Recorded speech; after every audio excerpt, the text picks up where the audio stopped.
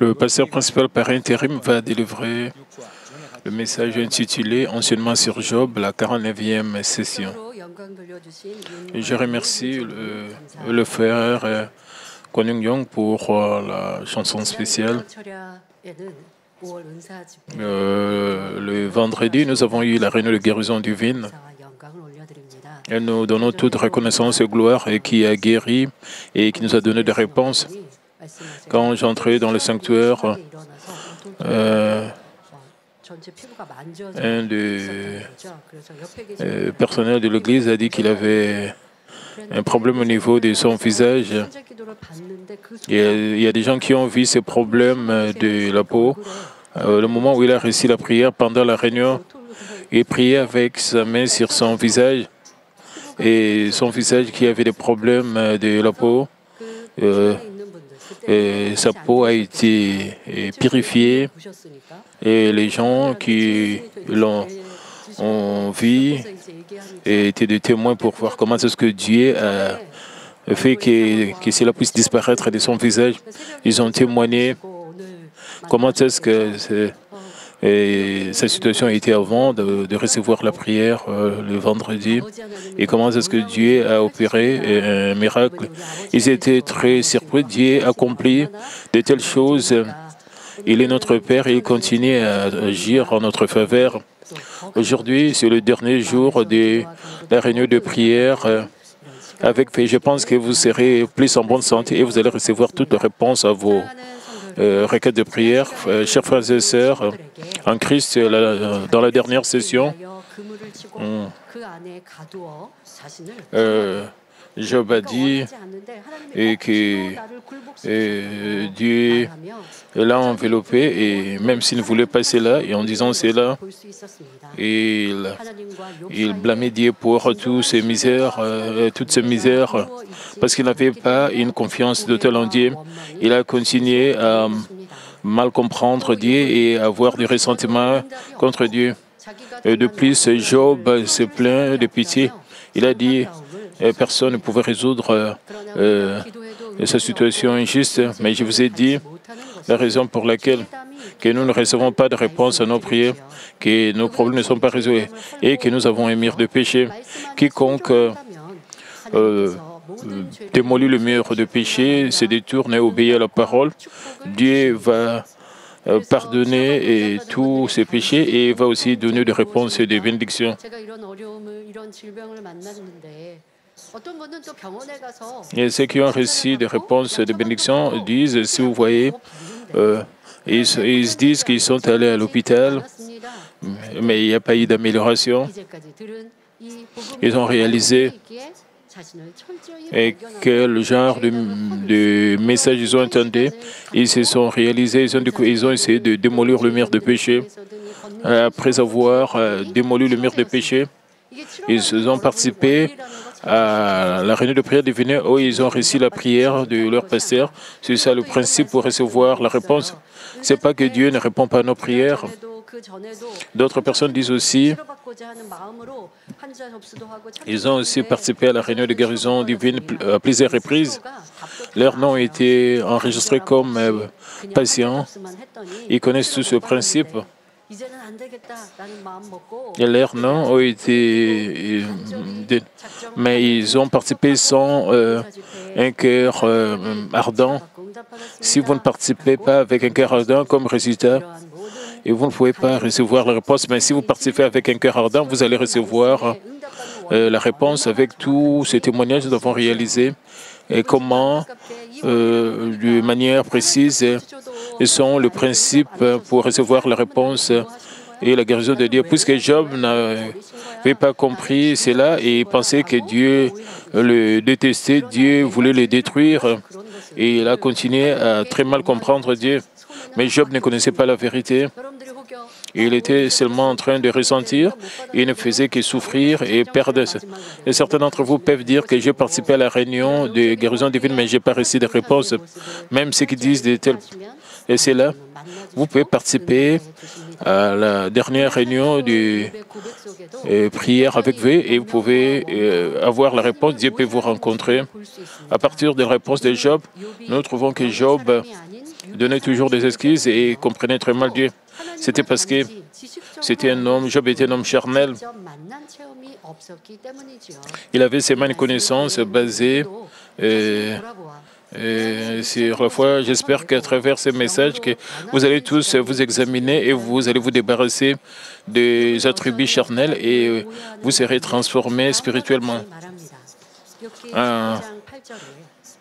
Comprenant toujours mal Dieu, Job a dit, comme suit dans Job 18, Job plutôt 19, 8, il m'a fermé tout ici et je ne puis passer. Il a répandu des ténèbres sur mes sentiers.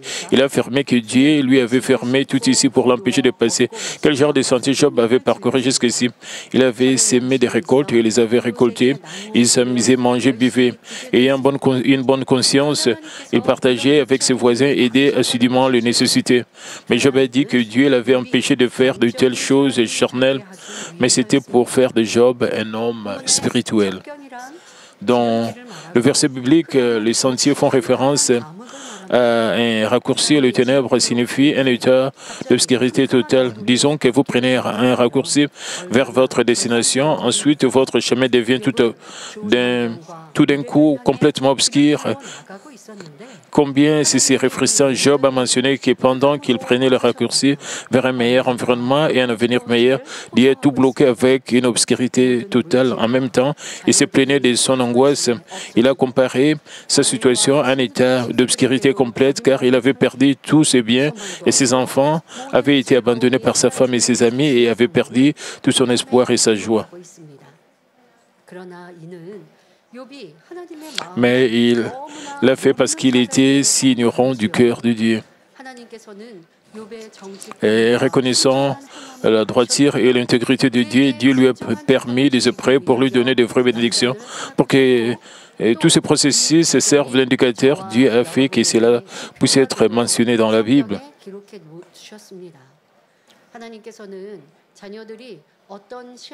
Peu importe le genre de preuves et de tribulations auxquelles ils sont confrontés, Dieu veut que ses enfants aient un cœur avec lequel ils puissent confesser avec une foi inébranlable, Dieu merci, que cela se fasse selon ta volonté. C'est vraiment une relation basée sur la confiance. Et cela est impossible et que les enfants obligent, le parent oblige leur enfant à faire quelque chose de nuisible ou à les induire en erreur. Si nous croyons cela, même lorsqu'on nous dit de faire quelque chose de puissant ou des choses que nous n'aimons pas, nous pouvons obéir avec joie. Cela peut être stressant, mais quand nos parents nous demandent de faire cela, ils nous disent que c'est bénéfique pour nous. Et si nous croyons vraiment à nos parents, et si nous savons que nos parents vont seulement nous donner de bonnes choses, nous allons obéir. C'est ça la confiance. Sans le véritable amour, nous ne pouvons pas obéir. Nous allons continuer à demander. Nous allons penser, c'est vraiment stressant. Est-ce que vous croyez vraiment que je dois faire cela maintenant? Vous dites cela parce que vous n'avez pas une confiance parfaite. Et c'est la même chose dans notre relation avec Dieu. Job n'avait pas une telle foi spirituelle, c'est pour cela qu'il passait par des épreuves. Dieu le Père veut que nous puissions avoir une confiance parfaite, que nous puissions faire les choses. Quand nous démontrons une telle foi, une fois que nous démontrons une telle foi, l'ennemi diable qui vient par un chemin ne peut que vous fuir par ce chemin, bien qu'aucun obstacle n'ait d'importance pour nous. Dieu ne fera que nous conduire sur le chemin de la prospérité. Et vous savez, aux yeux des hommes charnels, nous ne sommes pas en train de prospérer. Mais en réalité, nous sommes sur le chemin de la prospérité. Joseph avait des problèmes, mais la Bible dit qu'il était prospère parce que nous connaissons le résultat. Joseph est passé par 13 ans d'épreuves. Ce n'était pas un temps si court après les épreuves en Égypte. Et il a reçu une gloire incomparable et l'honneur. C'est pour cela la Bible disait qu'il était sur le chemin de la prospérité. Et la Bible disait toujours qu'il était prospère. Dieu le guidait toujours dans la voie de la prospérité. Parce que Joseph croyait et avait confiance en Dieu. Il ne s'est pas plaint contre Dieu dans ce processus. Mais qu'en est-il de Job? Parce que la situation n'est pas en accord avec ses pensées. Il était dans des ennuis, des difficultés. Il disait, pourquoi Dieu a permis une telle situation? Et il a conclu que Dieu était un mauvais Dieu. Et il était en train de résoudre ses problèmes d'une mauvaise manière. Pourtant, comme Job n'avait pas atteint une telle foi spirituelle, il n'avait que sa foi charnelle révélée au milieu des épreuves. Dans Job 19:9, Job déclare « Il m'a dépouillé de ma gloire, il a enlevé la couronne de ma tête ». Une couronne portée par un roi vêtu d'une tenue royale et représente l'autorité. Et la gloire fait référence à une renommée brillante et belle, alors que signifie Dieu ayant dépouillé la gloire de Job et enlevé sa couronne. En un mot, Job a dit que Dieu lui avait enlevé sa renommée et son autorité. La déclaration de Job dans laquelle il a blâmé Dieu pour sa misère indique quel homme charnel il était. Étant riche, Job était auparavant une source de confort et de fierté pour de nombreuses personnes. Il a également été félicité et aimé par eux, et cela lui a valu l'honneur. Mais Job a affirmé que tout cela avait disparu à cause de Dieu.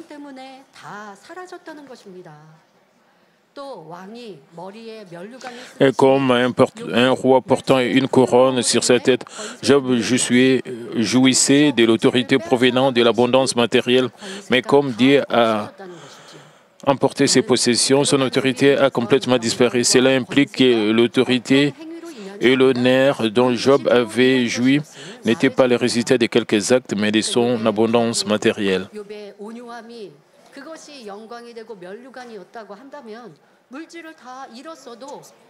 Et si l'honneur de Job venait des vertus de Job, les gens étaient toujours autour de Job. Ce n'est pas qu'ils l'entouraient à cause de sa douceur spirituelle ou bien de ses vertus spirituelles. Et s'ils avaient fait cela, ils n'allaient pas le quitter. Mais ils étaient tout autour de Job à cause de son abondance matérielle. Quand il a tout perdu, il a perdu sa richesse, ils l'ont tous abandonné. Alors Job a dit que Dieu a enlevé sa couronne et son honneur. Lorsque Job était riche, beaucoup de gens s'est rassemblés autour de lui, mais alors que les épreuves lui faisaient face et lui ont tout emporté, ces gens, sous son ombre, l'ont tous quitté. Nous constatons que ce n'est que lorsque Dieu est avec nous que nous avons le véritable honneur et à quel point les relations basées sur des conditions charnelles sont dénuées de sens. Si Job était sage spirituellement, Job pouvait réaliser ceci. Il devait réaliser. Parce que je suis dans ces épreuves, tous ces gens qui m'aimaient et qui me faisaient confiance ont quitté. Et cela signifie combien la chair est finale et combien la chair est inutile. Et tous ces gens qui disaient que je serai toujours avec toi, je peux vous offrir ma vie. Et tous ses amis, tous ses voisins l'ont quitté quand Job avait des difficultés. Et Job devait réaliser et combien la chair est inutile. C'est seulement Dieu, que Dieu était avec lui et si j'invoque Dieu, Dieu sera avec moi. Et je peux seulement compter sur Dieu, pas sur les hommes. Il devait se repentir de cela. Il devait avoir un tel éveil rapidement, mais il a continué à avoir des ressentiments contre Dieu, à détester Dieu. Il a trouvé de mauvaises choses. C'est pour cela son problème n'était pas résolu. Qu'en est-il de vous quand vous êtes dans une épreuve de difficulté, quand vous êtes frappé d'une maladie, vous avez des problèmes dans votre famille ou avec vos enfants? Est-ce que votre mari ou votre femme vous dérange? Est-ce que vous avez été frappé par la maladie à cause de cela?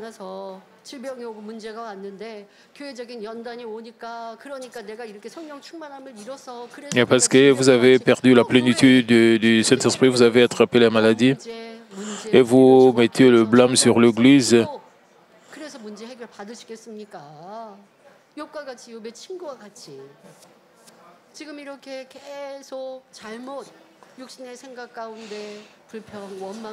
Parce que vous impliquez beaucoup vos pensées charnelles et vous vous plaignez, vous ne pouvez pas avoir vos problèmes résolus. Et les choses se produisent continuellement et vous avez toujours des problèmes. Et à travers le livre de Job, vous devez trouver la solution à vos problèmes. Dans le verset suivant, Job s'attriste dans Job 19, 10, 11. Il m'a brisé de toutes parts et je m'en vais. Il a arraché mon espérance comme un arbre. Il s'est enflammé de colère contre moi. Il m'a traité comme l'un de ses ennemis. Job étant brisé de toutes parts signifie qu'il était attaqué de toutes parts. Ainsi, Job disait qu'il n'avait aucun espoir d'aucune sorte et que c'était comme s'il était parti mort. Et quant aux hommes charnels, même s'ils ont joui de grandes richesses et d'une grande autorité, une fois qu'ils les ont tous toutes perdues du jour au lendemain, ils se considèrent comme morts puisqu'ils ne connaissent pas Dieu et n'ont aucun espoir pour le ciel. Une fois qu'ils se retrouvent dans une situation comme celle de Job, ils ne peuvent que confesser qu'ils s'en vont. Mais si vous croyez vraiment en Dieu, même lorsque vous perdez tout, vous devez rester joyeux et reconnaissant plutôt que désespéré. Se réjouir et rendre grâce sont des actes de foi. Puisque les actes de foi plaisent à Dieu, vous pouvez récupérer ce que vous avez perdu de plus. Et puisque notre vie terrestre n'est qu'un bref instant et que nous avons l'espérance d'un ciel éternel, nous pouvons rester joyeux et reconnaissants. Par conséquent, nous devons toujours garder à l'esprit que nos valeurs de vie ne reposent pas sur des choses matérielles, l'autorité ou l'honneur de ce monde. Dans Luc 16, l'homme riche et le pauvre vivaient respectivement des vies complètement différentes. Et j'ai vu dans cette vie le mal de l'homme. J'ai réalisé même mes défauts. J'ai réalisé que je ne peux que compter sur Dieu. C'est pour cela que je m'appuie davantage sur Dieu. Si même si ce qui tourne tout autour de moi me quitte, je ne dois pas être dans l'état. Je ne peux que dépendre de Dieu parce que Dieu est mon bouclier et Dieu est ma forteresse. Même si ma situation est compliquée, c'est comme de la tempête. Je fixe seulement mes yeux davantage sur Dieu et je ne dépends que de Dieu. Alors la joie vient sur moi et le courage va sortir de mon cœur et va gérer de mon cœur et va faire que même la tempête autour de moi soit calmée et les choses vont se transformer en bénédiction avec l'œil de Dieu. Si je vois les gens tout autour de nous qui nous ont quittés, alors je serai toujours dans l'agonie. Je pourrais me demander qu'est-ce que je ferais dans cette situation. Je pouvais être dans la détresse. Comment est-ce que vous pouvez surmonter vos épreuves? Est-ce que vous vous trouvez toujours dans des difficultés? Alors, vous devez réaliser comment votre foi était charnelle. Vous savez, les choses charnelles changent et périssent. C'est pour cela que nous devons accomplir un cœur spirituel. C'est ce que nous avons appris.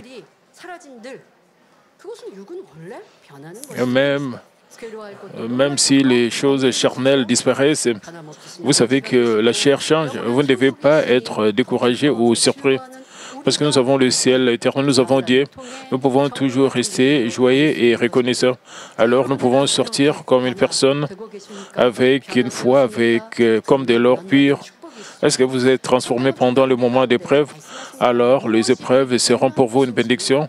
La Bible les rend très clair. Ce qui est important pour nous, la couronne de Job, c'était la richesse et tout cela a disparu. Et nous avons la richesse et l'honneur. Toutes ces choses vont périr, vont disparaître. Nous avons notre joie parce que nous sommes reconnus par les autres. Quand cette reconnaissance a disparu, cela démontre que votre lumière était charnelle. La Bible nous donne des leçons. Dans Luc chapitre 16, l'homme riche et le pauvre vivaient respectivement des vies complètement différentes. L'homme riche qui ne craignait pas Dieu jouissait de bonnes choses sur cette terre, tandis que Lazare qui craignait Dieu mendiait de la nourriture à sa porte. Quelle vie choisiriez-vous entre les deux?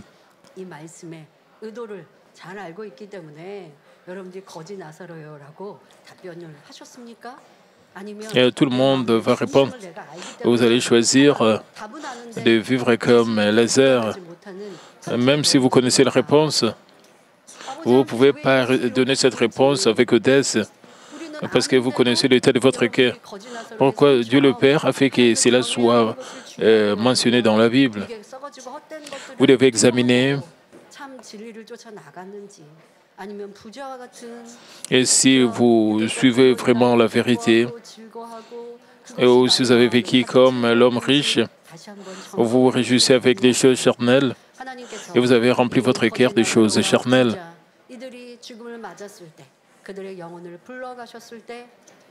Après que Dieu ait appelé leurs âmes, l'homme riche est devenu sujet au tourment dans la tombe inférieure pour toujours. Mais Lazare se reposait dans le sein d'Abraham, dans la tombe super bien qu'il a mené une vie misérable sur cette terre. Et il était bien revêtu. Pensez à cette différence. Disons que vous choisissez des choses charnelles. Mais quelle serait votre situation au ciel? Même si vous êtes à peine sauvé, vous allez terminer votre vie au paradis. Vous vivrez au ciel sans maison. Disons que vous vivez pour la gloire de Dieu et la gloire du Seigneur. Vous allez vivre pour une gloire brillante au ciel. Vous aurez votre propre maison, vous aurez des récompenses au ciel. Et vous serez enviés par les citoyens du ciel. À travers le livre de Job, vous devez réaliser beaucoup de choses.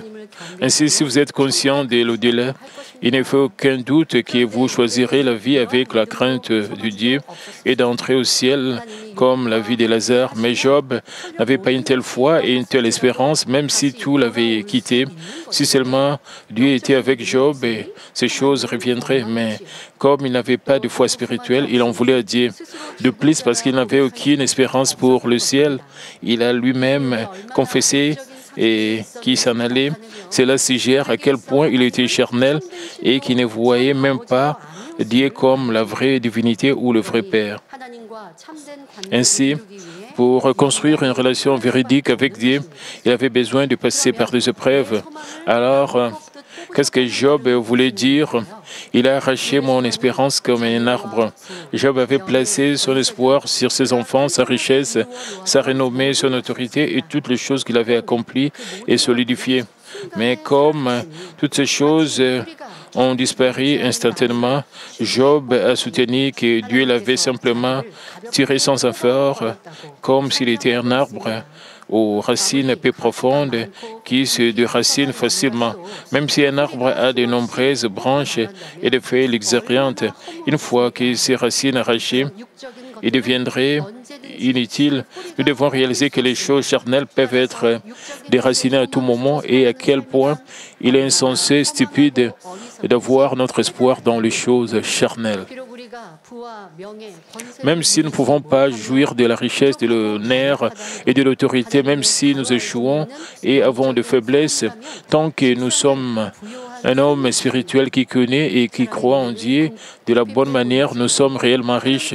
La raison en est que même si nous pouvons sembler déficients aux yeux des hommes maintenant, Dieu nous le rendra avec une grande gloire et des récompenses dans le ciel éternel. Au verset 11e, Job dit, « Il s'est enflammé de colère contre moi. Il a affirmé que toutes ces épreuves, tribulations, afflictions, désespoir, chagrin, souffrance avaient été le résultat de la colère de Dieu. » Parce que Job pensait que seul Dieu lui causerait une situation aussi épouvantable, il a blâmé Dieu pour toute chose, déchargeant sa colère contre lui. déchargeant sa colère sur lui. Et il est de même aller jusqu'à dire que Dieu les considérait comme son ennemi. Chers frères et sœurs en Christ, quand il y a inimitié entre deux personnes, que se passe-t-il? Quand l'une voit l'autre, elle détourne le regard. Elle détesterait même établir un contact visuel avec elle et se sentirait concernée, même au son de sa respiration. Elle peut même avoir envie de lui ôter la vie. L'inimitié est l'un des attributs les plus mauvais de l'homme. Mais Job a mentionné que Dieu, que détestait le mal, et nous dit d'aimer, et même nos ennemis les considérer comme son ennemi. Combien et cela est absurde et ignorant. Combien Job était absurde et ignorant en disant cela. Nous pouvons, parce que quand vous comprenez l'autre personne, vous pensez que l'autre personne vous déteste. Vous jugez comme cela. Vous devez savoir combien cela est mauvais. Vous devez corriger cela. Même si l'autre personne vous déteste, vous ne devez pas être dans la détresse avec l'idée qu'il est en train de vous détester. De plus, vous ne devez pas mal comprendre qu'il est en train de vous détester et qu'il est en train de pointer du doigt vos erreurs parce qu'il vous déteste. Et de telles pensées viennent de votre mal, le mal qui est en vous. Comme nous pouvons le voir, quand quelqu'un s'est éloigné de Dieu et ne connaît pas la vérité avec précision, il est prompt à mal comprendre et à juger Dieu. Et aujourd'hui même, les gens qui ne connaissent pas Dieu, il y en a qui se plaignent contre Dieu quand les choses tournent mal par leur propre faute. Ils disent le ciel et son cœur, même les croyants ont dit, à moins et qui ne connaissent la vérité correctement, ils peuvent mal comprendre en période de preuve et de tribulation, comme Job l'a fait. Ils disent, Dieu m'a frappé à cause de la haine. Mais dans Hébreux 12, 4, 8, Dieu explique en détail pourquoi Dieu discipline ses enfants. Premièrement, pour que nous deviennons les vrais enfants de Dieu, nous devons combattre le péché jusqu'au sang. Parce que nous ne le faisons pas, Dieu nous discipline. Et quand nous marchons avec le Seigneur,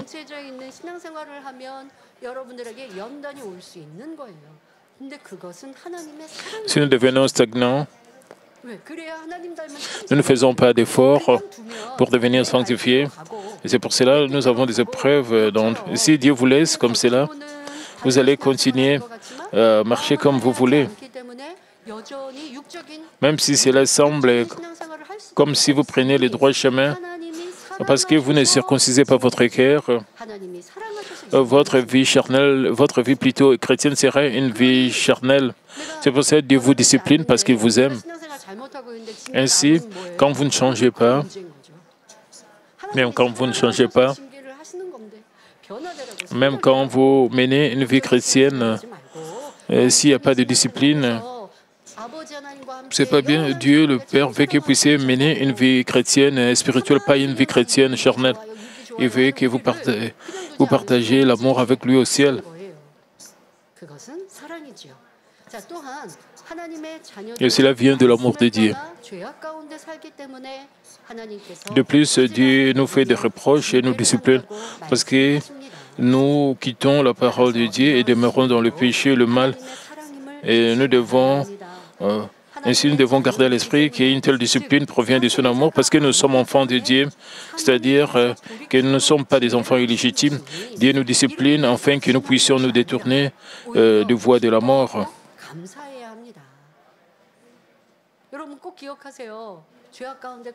Vous devez garder cela à l'esprit. Quand vous demeurez dans le péché, disons que vous demeurez dans le péché, qu'il n'y a pas de discipline, il n'y a pas de réprimande de la part de Dieu. Et cela signifie que vous êtes un enfant illégitime. Et cela est effrayant. Les non-croyants, les païens, l'ennemi diable et Satan jouent au dé.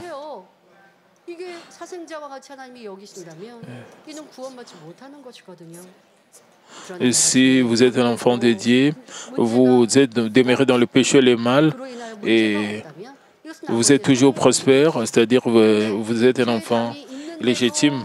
Vous allez peut-être terminer votre vie en enfer à cause du mur du péché si Dieu vous discipline parce que vous êtes aimé.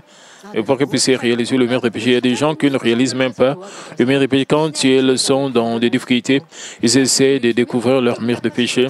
Ils se repentent et détournent leur mauvaise foi. Ils vont rencontrer le Dieu des réponses et de bénédiction. Et c'est pour cela leurs épreuves sont de bénédiction. C'est pour ça que nous devons nous réjouir et rendre grâce plutôt que de désespérer. Si les parents chérissent et aiment vraiment leurs enfants, alors qu'ils les voient commettre une faute et s'égarer, ils ne les laisseraient pas sans surveillance, même en les punissant. Ils les instruiraient exclusivement sur le bon chemin. Et c'est la même chose avec les enfants de Dieu. Pourtant, il n'inflige pas son châtiment tout de suite avant de le discipliner. Il essaie de les éveiller de diverses manières. Comme vous avez écouté dans le culte du matin, le Saint-Esprit agit et vous donne un éveil, un réveil, et il fait que vous puissiez sentir qu'il vous inspire. Oh, je ne dois pas vivre de cette manière. Vous devez vous accrocher à cette inspiration du Saint-Esprit et prier avec cela.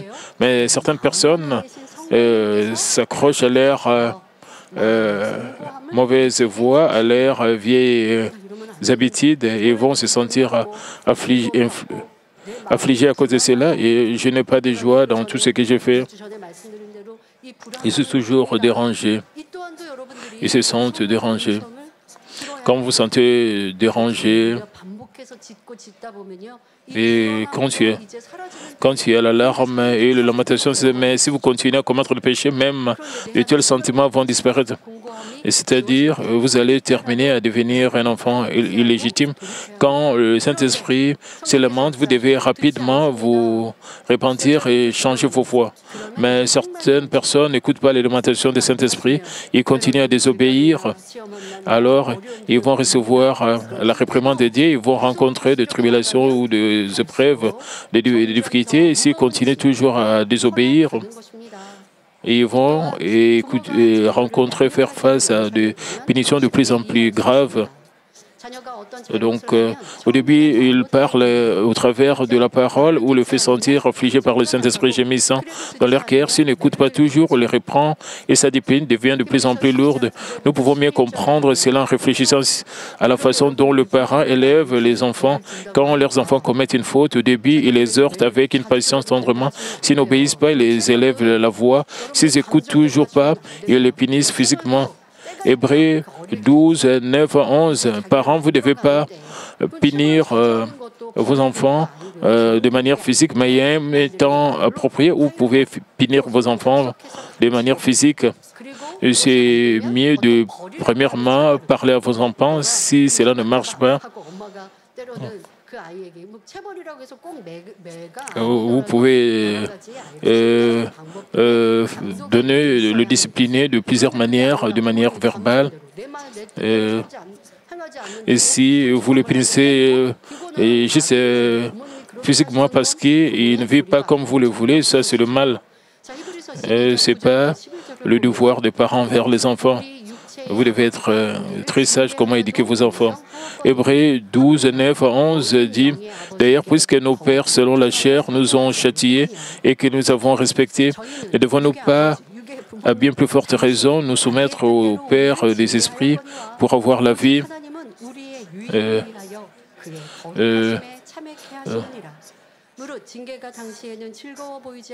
nos pères nous châtiaient pour peu de jours comme ils les trouvent bons, mais Dieu nous châtie pour notre bien, afin que nous participions à sa sainteté. Il est vrai que tout châtiment semble d'abord un sujet de tristesse et non de joie, mais il produit plus tard, pour ceux qui ont été ainsi exercés, un fruit paisible de justice. Le verset dit que par notre bien, pour nous faire participer à sa sainteté, il nous donne le châtiment.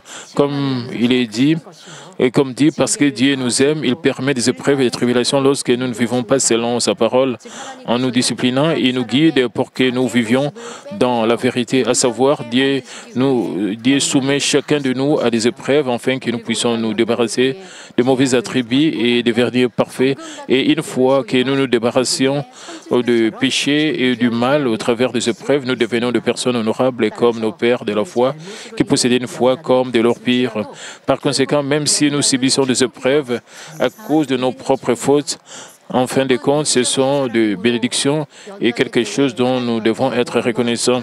Parce que Job était un homme charnel, il s'est plaint contre Dieu dans le moment d'épreuve, mais j'espère que vous, membres de Manmin, vous réjouissez toujours et remerciez Dieu en tant qu'homme spirituel, portant ainsi des fruits, des bénédictions. Certains d'entre eux peuvent dire, comme je suis un homme charnel, Dieu va comprendre même si je plains. Non. Et Job, normalement, quand Job a arrêté de se plaindre, les choses ont commencé à changer. Vous pouvez donner des excuses que je suis encore un homme charnel, c'est pour cela que je me plains. Non, vous ne devez pas vous comporter de la sorte pour surmonter vos épreuves et vos tribulations. Vous devez arrêter de vous plaindre. Job a poursuivi en disant dans Job 19, 12, « Ces troupes, ce sont des concerts mis en marche et se sont frayés leur chemin jusqu'à moi. Elles ont campé autour de ma tente. » Ici, les troupes ne font pas référence aux forces armées réelles, mais aux amis de Job. En voyant Job appeler ses amis les troupes, vous pouvez imaginer à quel point ils l'ont tourmenté, n'est-ce pas? Job a comparé ses amis, élevant la voix et criant devant lui à une armée puissante et se réunissant. Par exemple, lorsque les gens décrivent un homme fort, ils utilisent des expressions figuratives disant « il est comme un tigre, il m'a attaqué comme un lion ». Dans le verset, Job a également dit qu'il s'était frayé leur chemin jusqu'à lui. Littéralement, construire quelque chose et comme construire quelque chose, cela a de bonnes connotations, mais Job a utilisé cette expression pour signifier quelque chose de complètement différent. Chers frères et sœurs en Christ, les amis de Job sont-ils venus s'effrayer un chemin? Non, ils n'ont pas fait cela. Dans le verset, et dans ce verset, les troupes se mettant de concert en marche et s'effrayant un chemin jusqu'à lui, signifie que ses amis lui ont complètement critiqué, ont continuellement critiqué les paroles de Job, ont essayé de le corriger comme il entendait en disant « c'est faux, c'est faux ». À savoir, Job a déclaré que ses amis avaient essayé à plusieurs reprises de corriger et de réparer ses manières, et ses paroles et ses intentions. Job s'est considéré juste, mais ses amis ont continué à l'appeler mauvais, méchant. Alors Job a décrit qu'il frayait un chemin contre lui. Il n'a pas décrit cette situation de bonne manière. Et il a dit que ses amis corrigeaient ses paroles d'une mauvaise manière. Et Job disait que ses amis le mettaient dans la détresse avec des expressions figuratives. Job a décrit à quel point sa situation était pénible. Il a poursuivi en disant qu'il campait autour des attentes, ce qui signifie que ses amis l'ont attaqué, l'entourant comme une armée. Mais en disant cela, Job a laissé entendre que toutes ces choses se produisaient parce que Dieu les considérait comme un ennemi et incitait ses amis à agir ainsi. Comme nous pouvons le voir, Job a outrageusement blâmé Dieu pour le faute de ses amis. Vous ne comprenez peut-être pas pourquoi il a dit cela, mais s'il vous plaît, pendant que vous écoutez le message, gardez à l'esprit qu'il était dans une situation si misérable et angoissante. Et en réalité, de telles choses arrivent parmi nous quand nous commettons une erreur, quand nous nous plaignons contre Dieu. Quand une autre personne nous met dans la détresse, nous ne mettons pas le blâme seulement en lui, nous mettons aussi le blâme sur une troisième personne, même sur l'Église. Certaines personnes comprennent mal leur pasteur. Ils jugent ou condamnent une autre personne.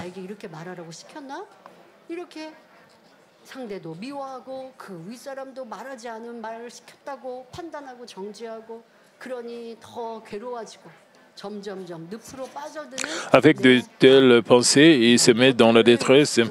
Et même plus, ils se mettent dans un bourbier profond. Nous devons découvrir de tels domaines et corriger cela rapidement.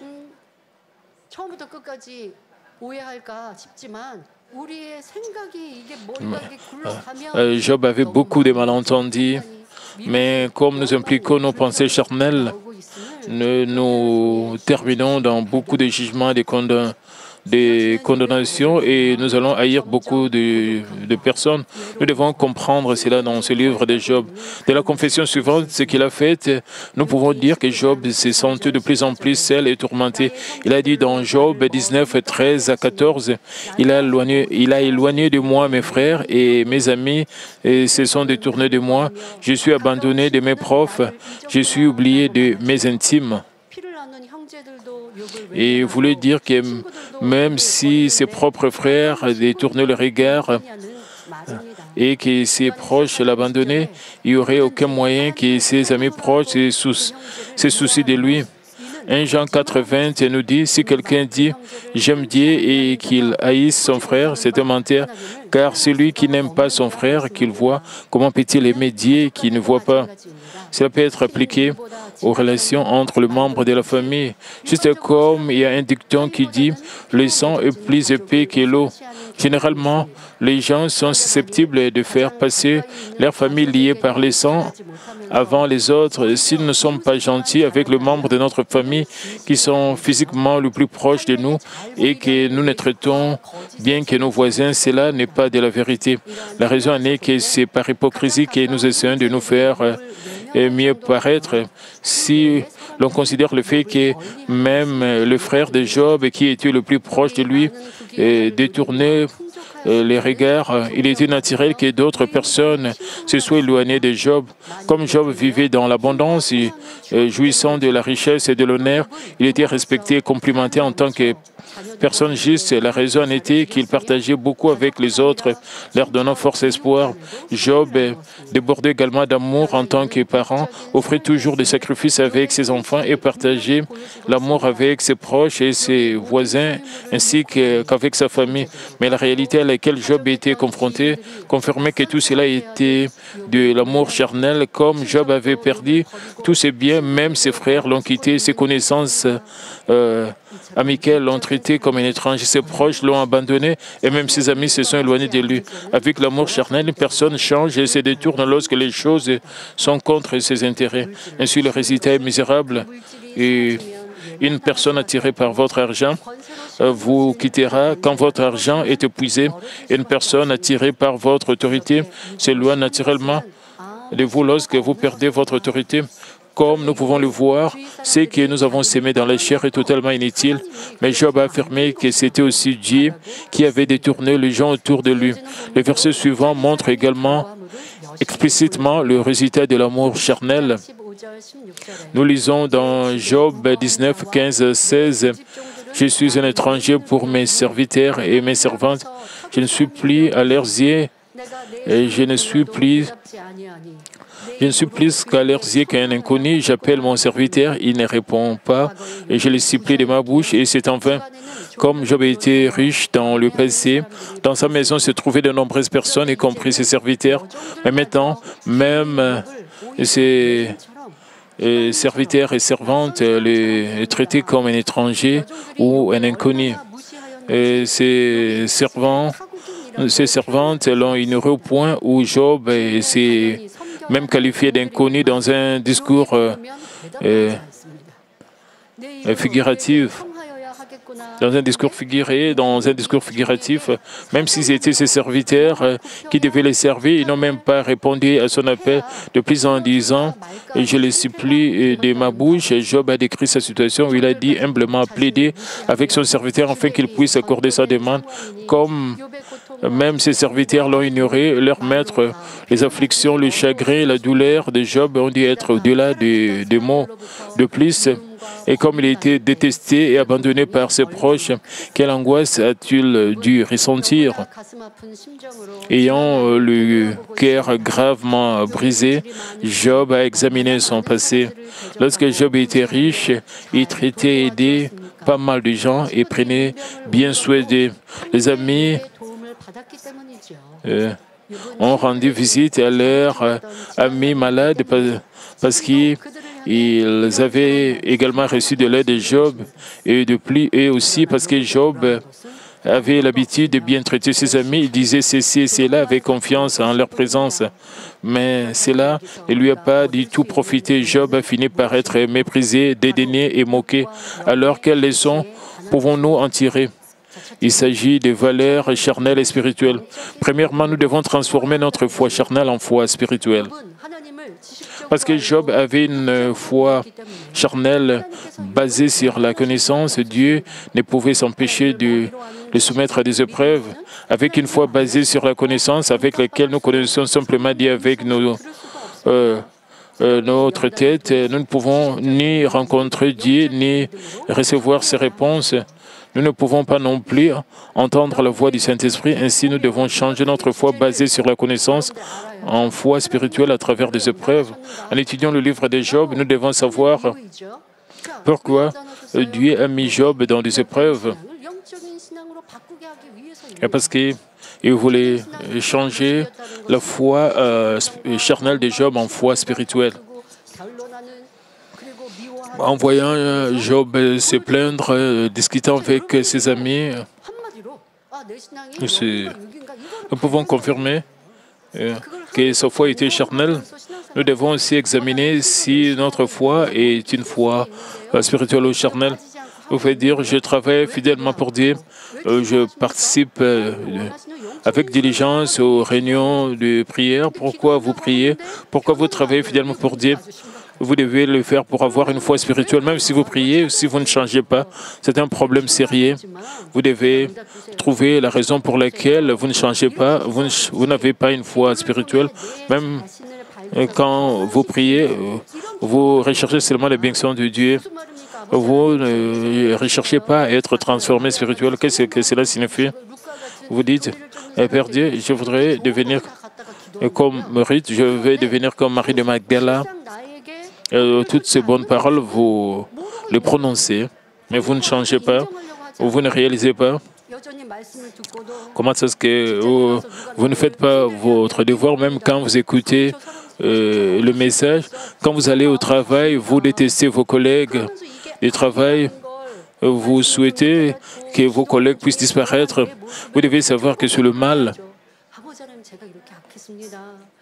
Vous devez reconnaître cela dans vos prières. Vous devez dire, Père Dieu, j'étais vraiment mauvais. Quand quelqu'un m'a réprimandé, j'ai détesté cette personne. J'ai souhaité même du mal. Je voulais que cette personne puisse disparaître. J'étais très mauvais. S'il te plaît, Père, change-moi, aide-moi. Que je puisse enlever de telles mauvaises pensées. C'est de tel genre de prières que Dieu veut entendre de vous. Mais quand vous priez, si vous n'offrez pas de telles prières, vous ne pouvez pas changer. Alors votre foi reste une foi charnelle. Vous savez que Job offrait des sacrifices de manière diligente. Il n'a pas commis de péché. Il s'inquiétait au sujet de ses enfants. Ses enfants allaient commettre Dieu. Il craignait Dieu de cette manière, mais il ne circoncisait pas son cœur. C'est pour ça qu'il devait passer par des épreuves. Vous devez vraiment vous réaliser, vous découvrir, vous devez examiner si votre foi a été une foi spirituelle ou une foi charnelle. À partir des paroles des amis de Job, nous pouvons comprendre s'ils avaient le ressentiment, l'envie, la jalousie. Vous devez vraiment réaliser des éveils en vous, des réveils. C'est de cette manière que vous allez mener une vie chrétienne spirituelle. Vous allez recevoir la foi spirituelle. De plus, l'une des raisons pour lesquelles ceux qui croient en Dieu subissent des épreuves et que Dieu veut changer leur foi charnelle en foi spirituelle. Vous devez réaliser la raison pour laquelle Dieu pousse le chrétien dans des épreuves. Je sais que nos membres Il y a beaucoup de membres qui ont de bons cœurs parmi vous. Même si vous ne commettez pas de péché, vous ne pouviez pas découvrir le mal qui est profondément caché en vous. Et vous pensez que vous faites un très bon travail. Vous ne commettez pas de péché. Vous ne combattez pas, discutez pas avec d'autres personnes. Vous ne commettez pas de péchés qui sont visibles. Vous ne commettez pas les œuvres de la chair. Vous ne commettez pas le péché menant à la mort. Mais le problème est que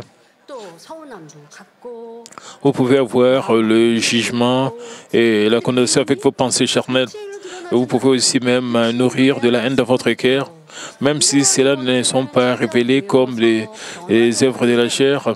Vous devez, les actes de la chair, vous devez les découvrir et les changer. Si vous ne faites pas cela, vous priez et vous travaillez fidèlement pour le royaume de Dieu, alors vous n'aurez pas la joie. En continuant à vivre comme cela, vous allez perdre la joie. Vous pouvez commencer à somnoler pendant le culte d'adoration. Ainsi, quand vous n'avez pas la plénitude du Saint-Esprit, vous devez découvrir vos problèmes. Certains d'entre vous peuvent se demander, j'ai prié. Pourquoi je n'ai pas la plénitude du Saint-Esprit? Vous devez trouver la cause. Alors, vous pouvez vous améliorer sans passer par de grandes épreuves, comme c'est tout le cas avec Job, puisque vous ne pouvez pas découvrir vos problèmes et vos épreuves ne font que devenir de plus en plus grandes. Alors, vous vous demandez, pourquoi je passe par de telles épreuves? Parce que vous ne circoncisez pas vos cœurs. Vous pensez pas que c'est un grand problème quand vous avez des pensées charnelles. C'est pour cela. Et alors, vous allez terminer à affronter des grandes épreuves. Même jusqu'à ce point, vous devez découvrir, vous découvrez vous-même et changer vos pensées charnelles en des pensées spirituelles.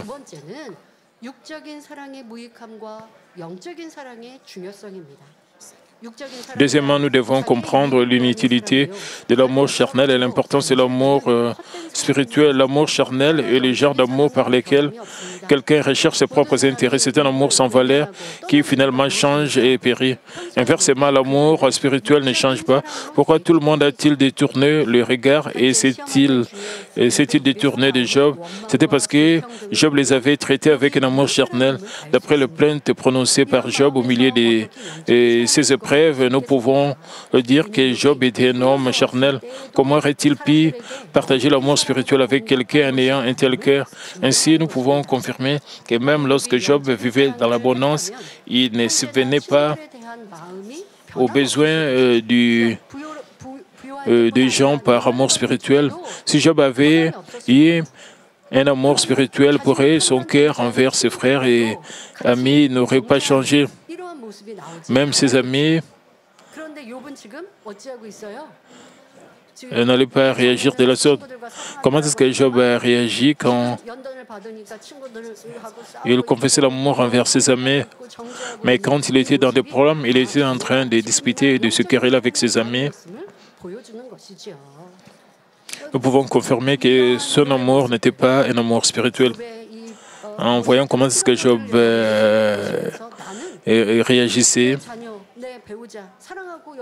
nous devons vraiment nous examiner nous-mêmes.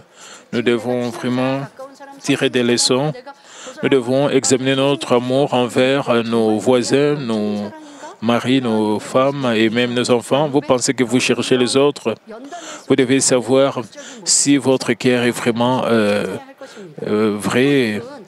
En voyant comment est-ce que Job a réagi, nous devons plus nous découvrir.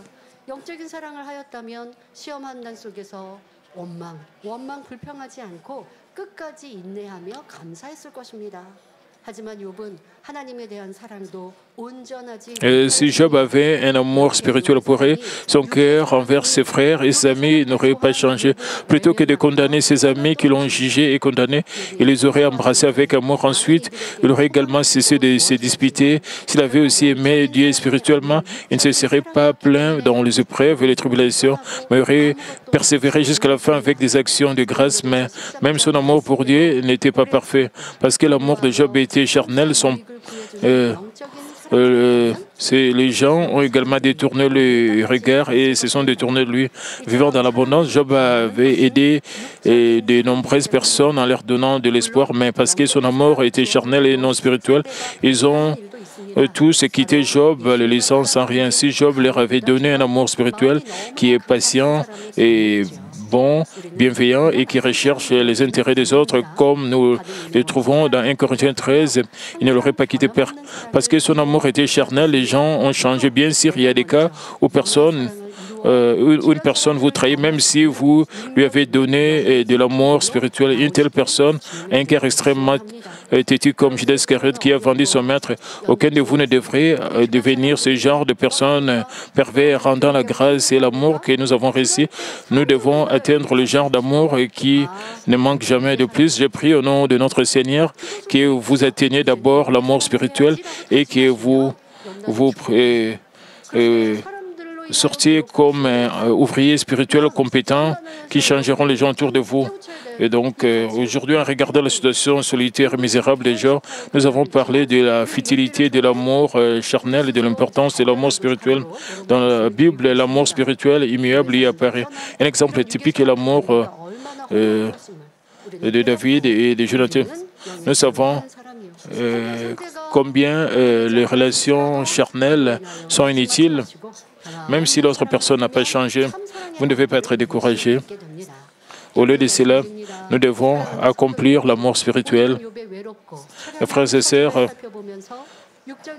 en regardant la situation solitaire et misérable de Job, nous avons parlé de la futilité de l'amour charnel, de l'importance de l'amour. Dans la Bible, l'amour spirituel immuable y apparaît. Un exemple typique est l'amour entre David et Jonathan. Le père de Jonathan était Saül, le premier roi d'Israël, et David était le serviteur de Saül. Cependant, chaque fois que David partait en guerre, il remportait une victoire et devenait populaire auprès du peuple. Alors, le roi Saül devenait jaloux et le détestait. Et à la fin, il essayait de tuer David. En tant que fils aîné du roi Saül, Jonathan était l'héritier du trône, mais il ne s'est pas accroché à la position du roi parce qu'il n'avait ni égoïsme ni cupidité. Jonathan savait que David deviendrait roi dans le futur et que son père tomberait. Cependant, Jonathan n'a pas tué David, mais l'a plutôt protégé l'a plutôt protégé, même lorsque le roi Saül a désespérément voulu tuer David pour protéger le trône. Jonathan a risqué sa vie pour sauver David. 1 Samuel 20, 17, Jonathan refait un vœu à David à cause de son amour pour lui parce qu'il aimait comme il aimait sa propre vie. Ainsi, Jonathan a pu donner sa vie pour David et cet amour restait constant jusqu'à sa mort. L'amour de David pour Jonathan est le même.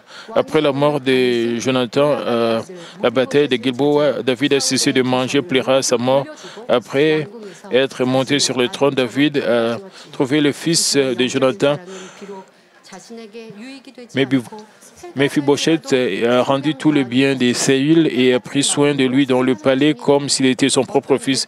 De même, l'amour spirituel s'est aimé d'un cœur cohérent jusqu'à la fin de sa vie, même si cela ne nous est pas bénéfique et nous nuit. Il ne voulait rien en retour.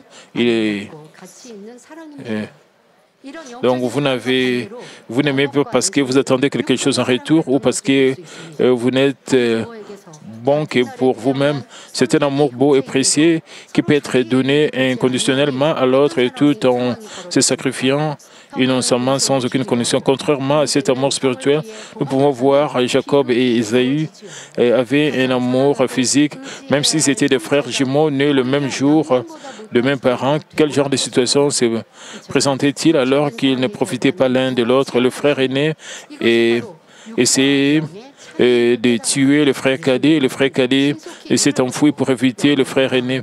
Le frère qui devrait s'aimer et devrait le plus dépendre l'un de l'autre, ils sont devenus pires que les autres, réalisant le résultat de l'amour charnel et qui est sans valeur et qui est la différence entre la chair et l'esprit, qui est nos membres abandonnent rapidement la chair et atteignent le cœur spirituel. Prions tous concernant ce message. Père éternel, permet que nous puissions comprendre bien ces messages et que nous puissions accomplir l'amour spirituel, l'amour qui ne change pas, l'amour qui n'attend rien en retour. Permet que nous puissions nous débarrasser de tout ce qui est amour charnel, comme c'était le cas avec Job, et que nous puissions comprendre quand nous avons des épreuves, nous devons toujours trouver la cause de nos problèmes, pas mettre le blâme sur les autres, mais que nous puissions nous examiner, mettre le blâme sur nous-mêmes pour résoudre nos problèmes, nous dépendant complètement de Dieu au nom du Seigneur Jésus-Christ. Amen. Maintenant, nous allons recevoir la prière pour les malades.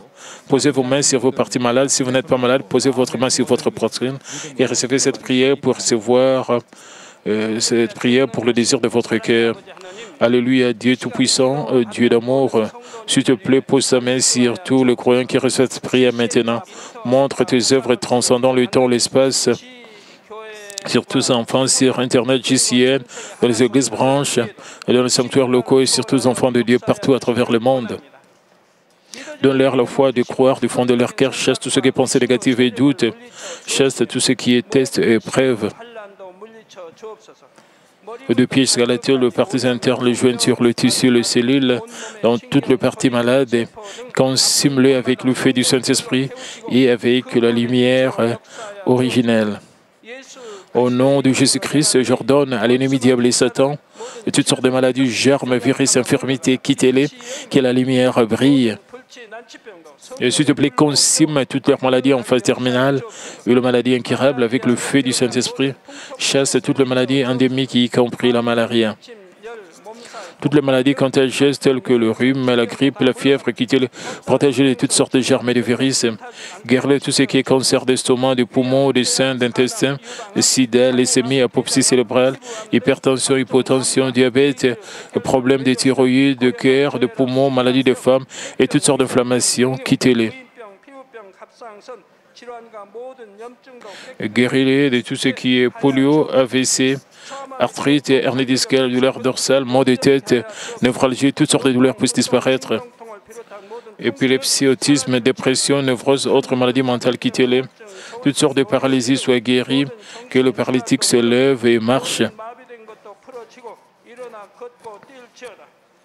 Que leurs yeux puissent bien voir, que les oreilles puissent bien entendre, que les aveugles voient, que les muets parlent, que les sourds entendent. Et guéris-les de tout ce qui est effet secondaire de toutes sortes d'accidents. Et guéris leurs os fracturés, restaure tout ce qui est brûlé. Permet que la sensation de chaleur puisse disparaître.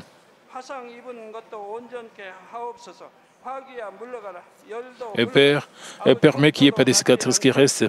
Soyez purifiés de toute dépendance à la drogue, à l'empoisonnement et aux mauvaises substances. Et que le tissu est mort et le cils mort se régénère, ramène les morts à la vie. Donne à tes enfants la bénédiction de la conception et recevez la bénédiction de la conception. Au nom de Jésus-Christ, j'ordonne à l'ennemi diable et Satan, et les principautés de la puissance de l'air, les mauvaises forces dans le lieu céleste et leurs serviteurs, quittez-les, esprit impur, esprit faux, esprit trompeur, esprit de séparation, toute force des ténèbres, tout ce qui est chaîne de messages soit brisé, ténèbres, quittez-les, que la lumière brille. Et Père Dieu, donne-leur la force de se crier dans la prière et la puissance de rejeter le péché pour devenir sanctifiés.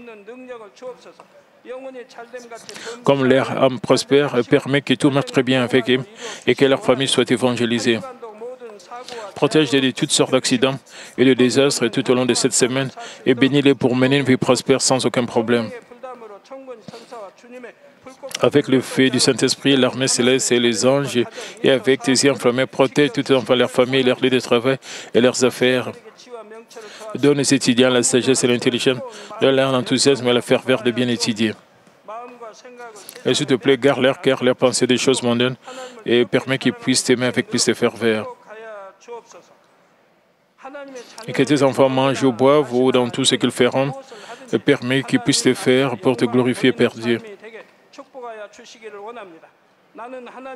Qu'ils soient capables de témoigner au sujet de Dieu vivant en disant « J'ai rencontré, expérimenté Dieu, j'ai reçu ses réponses et ses bénédictions. » Et Père Dieu, merci. S'il te plaît, sois glorifié toi seul. Au nom de notre Seigneur Jésus-Christ, j'ai ainsi prié. Amen.